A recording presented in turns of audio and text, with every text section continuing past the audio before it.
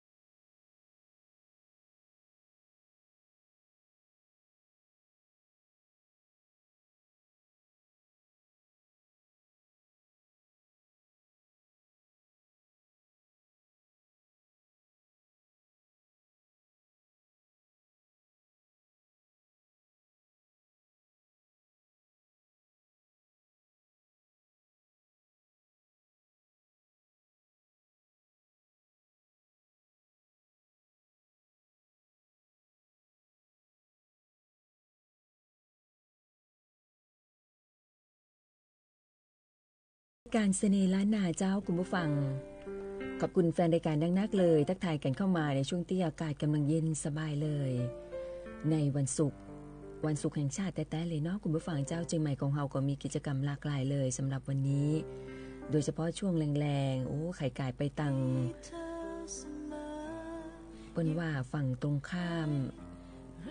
สนามกีฬา700ปีหรือว่าที่ศูนย์เฉลิมพระเกียรติเนาะของอบจ.หลัง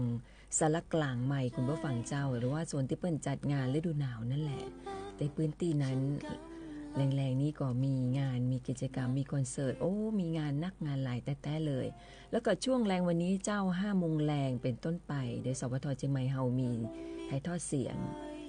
มีกิจกรรมพิธีเปิดอันดามันเฟสติวัลตัวสวัสดีทักทายคุณผู้ฟังต่างหน้าเว็บเพจสวท.เชียงใหม่ PRD เจ้าพี่อิ๋วแฟนรายการจากตังยังเนิ้งตัวแนะนำงานเพลงของคุณกบสุวรรณันท์มาตัวอยู่ได้ฟังกันนะเจ้าแต่ว่าช่วงนี้อัปเดตข้อมูลข่าวสารเรื่องของสภาพอากาศบ้านเฮาจะปลายฝนจะต้นหนาวกันแล้วแม้ว่าช่วงนี้จะยังคงมีฟ้าฝนตกลงมาพ่องแต่บ่นักเท่าใดนะเจ้าเชียงใหม่ของเฮา25 อำเภอยังคงมีหลายอำเภอที่จะมีฝนตกน้อยเดียวในวันนี้เจ้าอำเภอเวียงแหงอำเภอเชียงดาวอำเภอแม่แตงอำเภอเสมิงอำเภอกัลยาณิวัฒนาอำเภอแม่แจ่มอำเภอแม่วางอำเภอจอมตองและอำเภออมก๋อยนี่คือพื้นที่ที่จะมีฝนตกลงมาน้อยเดียวเพราะว่าแจ้งเข้ามาเป็นโซนสีเขียวนะเจ้านอกเหนือจากนั้นจะบ่มีฝนละภาพรวมของเชียงใหม่เฮาฝนน้อยลงเหลือประมาณ10%ของพื้นที่อุณหภูมิต่ำสุดในพื้นราบนะเจ้า23 องศาเซลเซียสส่วนอุณหภูมิสูงสุด34 องศาเซลเซียสเจ้าภาคเหนือของเฮาอากาศเริ่มเย็นกันแล้วดูแลรักษาสุขภาพกันตัวเนอคุณผู้ฟังเจ้าส่วนพี่น้องเกษตรกรที่รับฟังรายการอยู่ช่วงนี้อากาศเปลี่ยนแปลงอากาศแปรปรวนในช่วงเจ้าอากาศเย็นท่านใดตื่นเจ้านี่เปิ้นหวังว่าอันได้เปรียบคนอื่นเนาะได้กลิ่นอายของอากาศเย็นๆในช่วงเช้าแล้วสำหรับพี่น้องเกษตรกรที่ท่านตื่นแต่เจ้าเนี่ยลุกขึ้นมาย่าการดูแลรักษาสุขภาพของท่านต่อยเรื่องของการระบาดของศัตรูพืชก็ยังคงมีอยู่นะเจ้าในช่วงปลายฝนจะอี้นอนกระทู้พักนอนกระทู้หอมนอนช้อนใบส้มที่หมวยแจ้งไปเป็นประจำเลยก็อาจจะพบอาจจะปะได้อยู่ในระยะต่อไปสิ่งสำคัญที่สุดคือท่านจะต้องกักเก็บน้ำเอาไว้ใจวางแผนเรื่องของการบริหารจัดการน้ำในพื้นที่ส่วนของท่านไว้ตัวเนาะเผื่อว่าถ้าหน้าแล้งขึ้นมาน้ำบ่ค่อยมีน้ำมีใจน้อยถ้าเรากักเก็บน้ำเอาไว้ใจก็จะรู้สึกว่าสบายขึ้นมาหน่อยมีน้ำไว้ใจตลอดนี่ก็จะได้เป็นประโยชน์นะเจ้า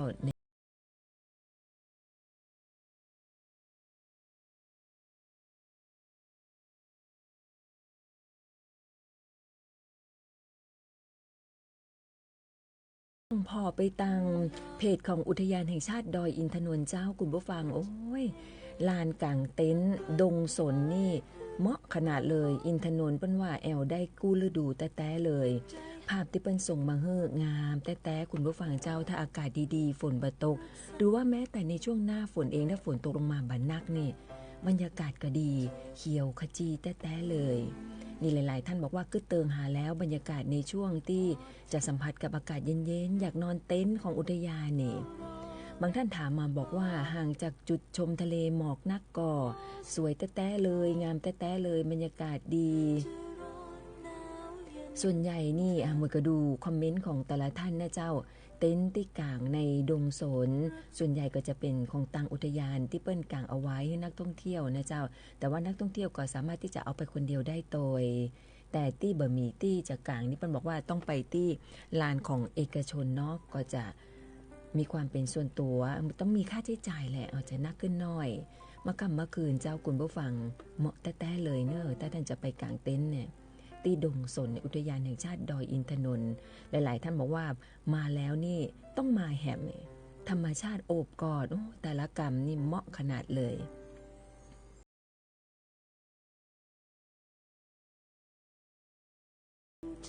บางท่านบอกว่าหันดาวชัดก่อนนี่ถ้าฟ้าเป่งลึงนะเมื่อคืนนี่ชัดแน่ๆท่านเอามือแทบจะแตะดวงดาวแทบจะเอื้อมคว้าดาวได้เลยซ้ำอยู่บนที่สูงนะเจ้าส่วนที่อุทยานแห่งชาติห้วยน้ำดังเปิ้นก็พร้อมแล้วนะเจ้าที่จะรับนักท่องเที่ยวหลังจากที่ ในช่วงเดือนที่ผ่านมานี่ก็ประสบภัยเรื่องของน้ำป่าไหลหลากดินโคลนถล่มสไลด์ปิดถนนไปหลายจุดนะเจ้าแต่ณบัดนี้บรรยากาศการท่องเที่ยวเริ่มคึกคักมีนักท่องเที่ยวที่เปิ้นเริ่มไปพอความงดงามของธรรมชาติทะเลหมอกที่อลังการงามแต้ๆไปพอพระอาทิตย์ยามเจ้าสถิตินักท่องเที่ยวที่นี่ของอุทยานแห่งชาติห้วยน้ำดัง 300-500 คนต่อวันอากาศหนาวเย็นกำลังดีเลยอุณหภูมิต่ำสุดประมาณ15องศาเซลเซียสถนนเปิ้นบอกว่าผ่านไปมาได้แล้วนี่ดีแต้ๆงามแต้ๆมวยยังบ่เคยไปเตื้อแต่เห็นภาพนี่คู่แข่งเลยนะเจ้าแต่ละจุดของอุทยานแห่งชาติในเจียงใหม่ของเฮาสวยสดงดงามค่อยไปขนาดและรวมไปถึงเรื่องของสถิติการจองห้องพักในช่วงของเทศกาลยี่เปงนี่ก็นักท่องเที่ยวเกี่ยมเข้ามาแอวบ้านเฮานักเลยนะเจ้าการจองห้องพักก็ขึ้นมานักเลยโต180แล้วถือว่าโรงแรมในจังหวัดเชียงใหม่ก็ใกล้เต็มแล้วนะเจ้าก็หวังที่จะให้นักท่องเที่ยวก็มาแอวน้องมาบ้านเฮาอย่างให้เศรษฐกิจกระเตื้องเฟื่องฟูขึ้นไปเรื่อยๆพ่อแม่พี่น้องจะเป็นแฟนรายการบางท่านปิกมาขายครัวได้แล้วน้องมวยตั้งในบาซ่านี่มะค่ำมะแรงก็มาขายครัวได้แล้วถนนหนทางทำความสะอาดเรียบร้อยแล้วก็ตั้งต้นเริ่มต้นกันใหม่นะเจ้าเดินหน้ากันต่อเจ้าคุณผู้ฟังเพื่อกำลังใจกันและกันเดี๋ยวช่วงหน้าเจ้ามาติดตามข้อมูลข่าวสารเรื่องของการเตรียมความพร้อมในการจัดกิจกรรมรองรับนักท่องเที่ยวช่วงปลายปีนี้ก็ถือว่ามีนักท่องเที่ยวเนี่ยยังคงให้ความสนใจเจียงใหม่ของเฮาจังหวัดเจียงใหม่ที่ถือว่ามีกิจกรรมประเพณีที่มาแอวได้ในเชิงวัฒนธรรมกันต่อเนื่องเลยคนก็มานักมาหลายโดยมีถึงตังนายกสมาคมโรงแรมไทยภาคเหนือก็บอกว่าแม้ว่าในช่วงน้ำท่วมเราจะได้รับผลกระทบแต่ว่าตอนนี้พอเข้าสู่เรื่องของการท่องเที่ยวดีใจที่ว่าอัตราการจองห้องพักในช่วงของยี่เปงเนี่ย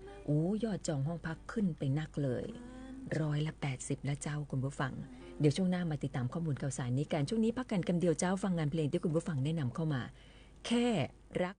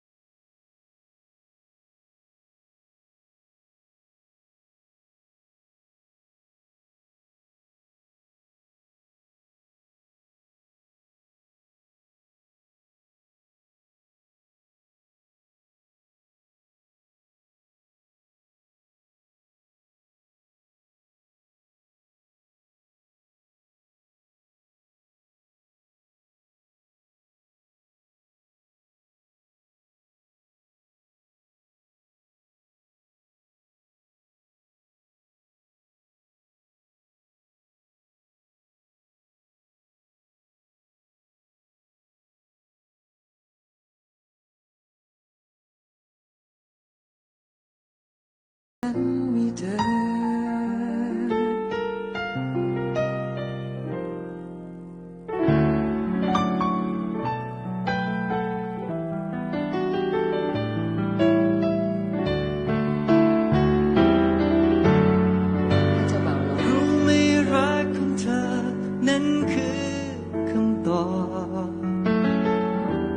ทำให้คนอย่างฉัน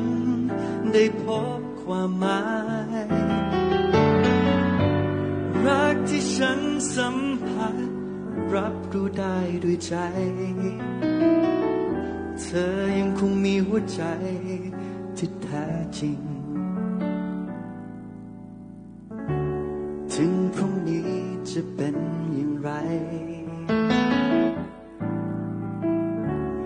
ใจฉันคงจะไม่อ้างว้างรักจากใจของเธอคอยนำทางให้แสงสว่างเมื่อมีเธอเข้ามาในใจ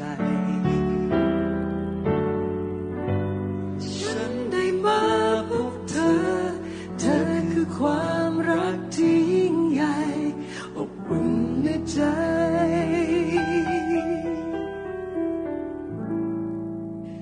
เมื่อฉันมีเธอ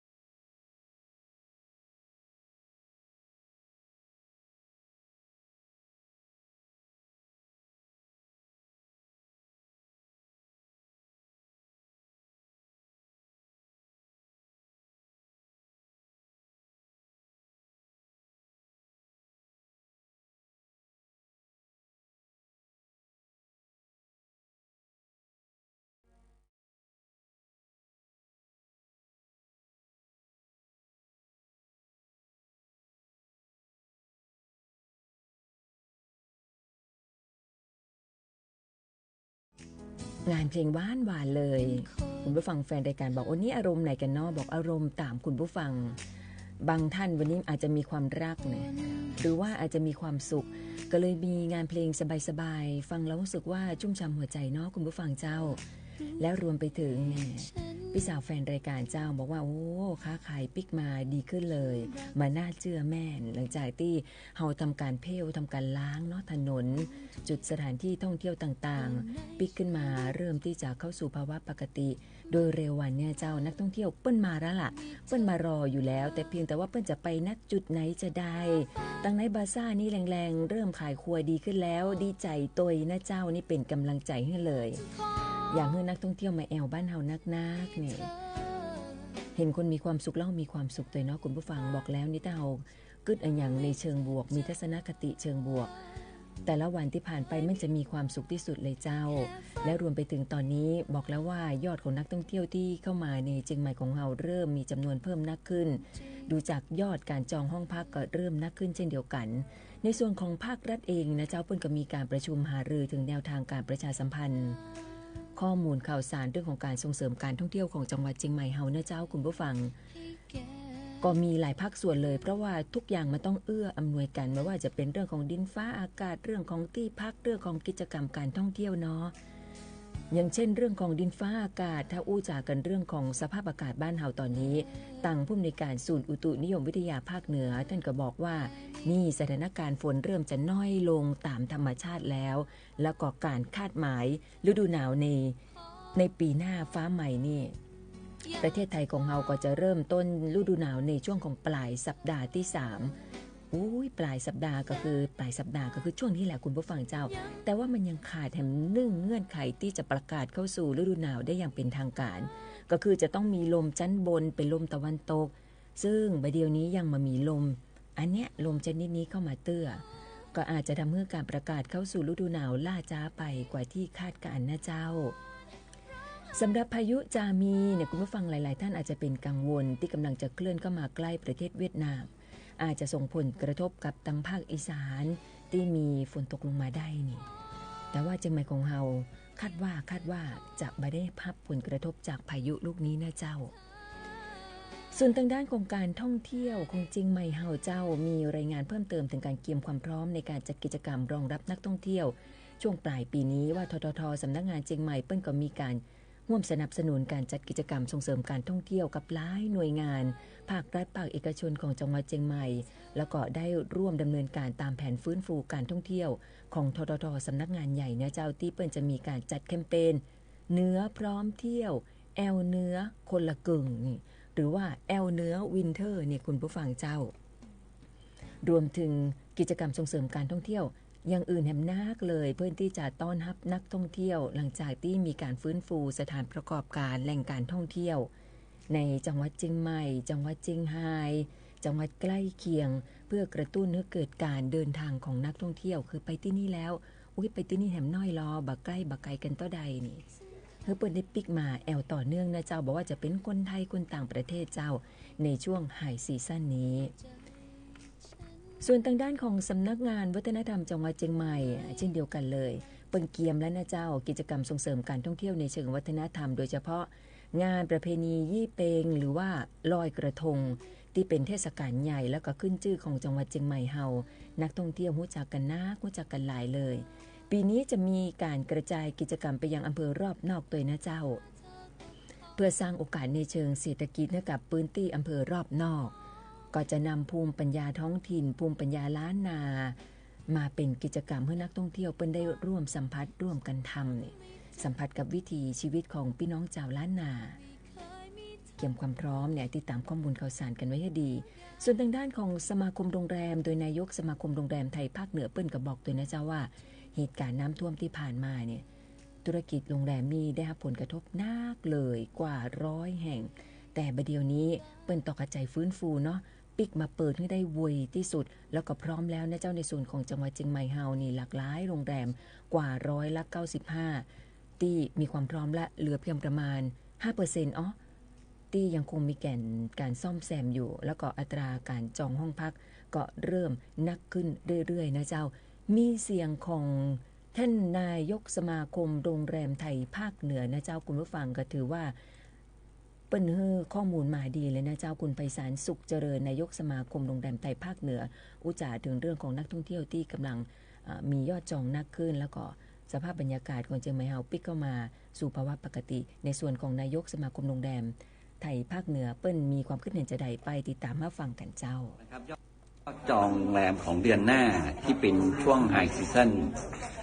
ตอนนี้ในภาพของลอยกระทงช่วงวันที่10จนถึง20ห้องพักจะมีประมาณ 80% แล้วที่ถูกจองมานะครับส่วนห้องพักที่เราหวังก็คือหวังนักท่องเที่ยวที่เป็นคนไทยที่จะมาเสริมในช่วงที่เป็น80% แล้วหลังจากนั้นก็คือ 20% ส่วนที่เหลือแล้วก็รอบๆโรงแรมและรอบๆเมืองเชียงใหม่ยังต้องการนักท่องเที่ยวที่จะเข้ามาเที่ยวจังหวัดเชียงใหม่เรานะครับจังหวัดเชียงใหม่เราที่ถูกน้ำท่วมไปก็จริงแต่การรองรับนักท่องเที่ยวตอนนี้เราพร้อม 98% เหลือ 2% ก็คือโรงแรมที่กำลังพัฒนาอยู่หรือมีการซ่อมแซมอยู่ที่เป็นโรงแรมขนาดใหญ่ที่เหลือเรากลับมาเปิดได้หมดแล้วนะครับก็ขอยินดีต้อนรับหรือขอเชิญชวนทุกท่านนะครับที่จะเดินทางเข้ามาเที่ยวในภาคเหนือในช่วงหน้าหนาวเราพร้อมต้อนรับทุกท่านแล้วนะครับแล้วก็การบริการต่างๆของจังหวัดเชียงใหม่เราจะดีขึ้นแล้วก็อบอุ่นขึ้นเมื่อท่านมานะครับกลับไปด้วยรอยยิ้มขอบคุณมากครับนี่แหละเจ้าคุณผู้ฟังนักท่องเที่ยวมาแอลแล้วท่านจะต้องปิ๊กไปด้วยรอยยิ้มอย่างแน่นอนดีใจเนาะดีใจแต้ๆเลยนะเจ้าบรรยากาศการท่องเที่ยวเนี่ยแฟนรายการของเราที่ท่านเป็นผู้ค้าพ่อค้าแม่ค้าผู้ค้าขายเนี่ยสถานประกอบการต่างๆเนี่ยโทรศัพท์เข้ามาอุจากันทำไทยกันนะเจ้าโอ้น้ำมวยค้าขายดีขึ้นแล้วเนี่ยมีความสุขขึ้นมานักเลยนี่แหละเจ้าเสียงที่ผ่านไปคือคุณไพศาลสุขเจริญนายกสมาคมโรงแรมไทยภาคเหนือนะเจ้าเปิ้นก็ออกมา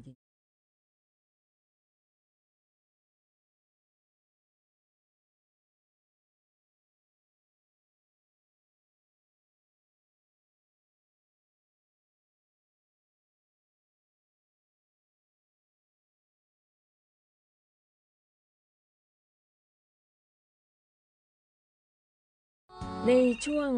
ต้นรายการมวยประชาสัมพันธ์ไปนะเจ้าคุณผู้ฟังแรงๆวันนี้เจ้าสวทเจียงใหม่เฮาจะถ่ายทอดเสียงพิธีเปิดกิจกรรมงานอันดามันเฟสติวัลเดี๋ยวได้มีเปิ้นมีชื่อเต็มๆอยู่นะคุณผู้ฟังเจ้าเดี๋ยวมวยประชา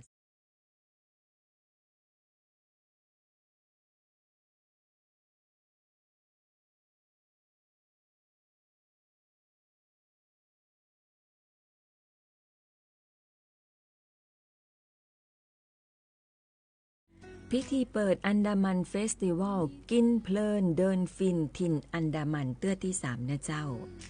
ที่ไหน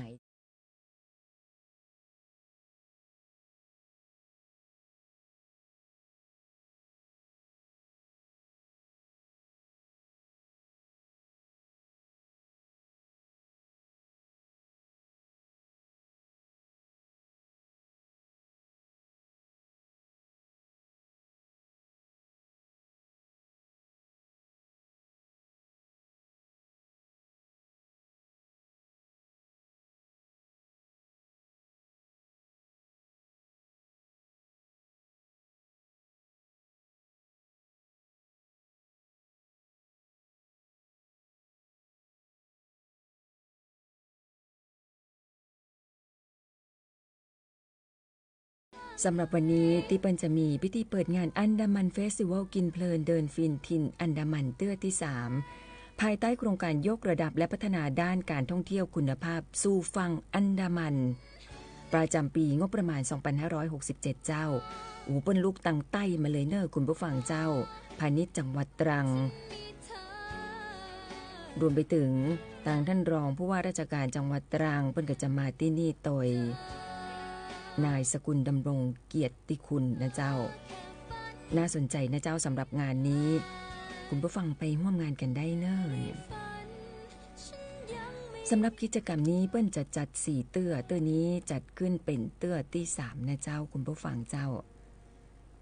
เมื่อก็มี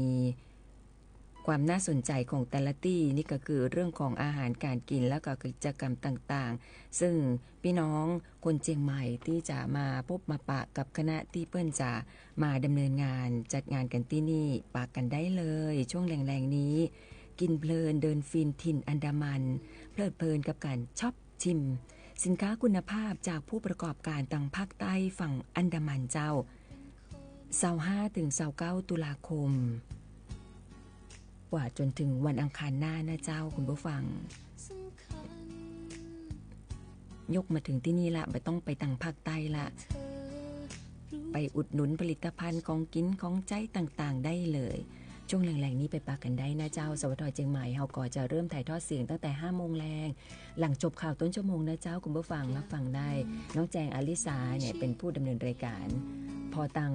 ไลฟ์สดตังหน้าเว็บเพจสวทเชียงใหม่ของเฮาได้ตัวนะเจ้า2 ช่องทางเลย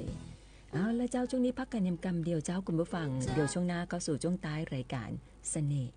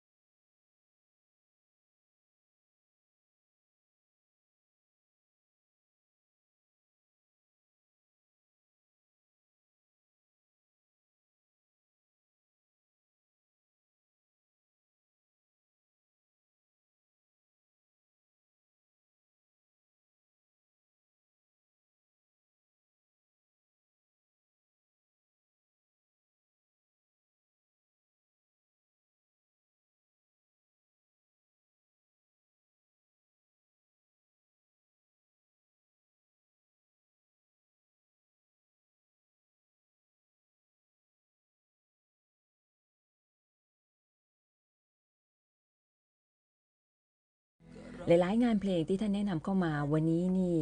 แฟนรายการแนะนำงานเพลงมานักเปิดเพื่อบัตตันติดค้างกันไว้เดี๋ยวฝากไอ้อ้วนในสัปดาห์หน้านะเจ้าสัปดาห์หน้าเมื่อจะไปอยู่แต่ว่ามีแฟนรายการนะเจ้าแฟนรายการที่เหนียวแน่นของเราบอกว่าน้องมวยถ้าเปิดงานเพลงนี้จะเข้ากับบรรยากาศในช่วงนี้เพลงลมเหนือของคุณจรัญมโนเพชรเดี๋ยวเปิดให้ได้ฟังกันนะเจ้าแต่ส่งท้ายรายการกันมีข่าวประชาสัมพันธ์จากทางเทศบาลนครเชียงใหม่น้อยนึงเจ้าเรื่องของแผนการจัดเก็บกระสอบทรายในวันนี้เจ้าท่านจะต้องหลีกเลี่ยงเส้นทางที่หมวยจะบอกดังต่อไปนี้เนี่ยจุดแรกเจ้าถนนเชียงใหม่ละปูนถนนเชียงใหม่ละปูนซอย1ถนนเจริญราษฎร์ถนนเจริญเมืองถนนท่าสะตอยถนนบำรุงราษฎร์ถนนกองทรายถนนแก้วนวราชถนนทุ่งโฮเต็นแล้วก็จุดที่6ถนนจังม่อยถนนควงเมนแล้วก็ถนนต้าแป่นี่หลีกเลี่ยงเส้นทางดังกล่าวได้นะเจ้าขอความกรุณาบัดจอดรถในเส้นทางที่เจ้าหน้าที่ปฏิบัติงานอยู่เพราะว่าจะมีรถใหญ่หลายๆกันเนาะเพื่อนต้องจอดข้างทางเพื่อนจะต้องจัดเก็บกระสอบทรายเพื่อความเรียบร้อยของเมืองเฮานะเจ้าหมดเวลาของรายการเสน่ห์ล้านนาและเจ้ากราบขอบพระคุณแฟนรายการทุกท่านเลยที่แนะนำงานเพลงเข้ามาวันนี้งานเพลงหลากหลายขอบคุณนักๆเลยและเราปิดท้ายกันที่งานเพลงนี้เจ้าลมเหนือเข้ากับบรรยากาศในช่วงนี้กลิ่นอายของความเย็นๆหนาวๆมาแล้วและดารัตลาไปแล้วสวัสดีจ้า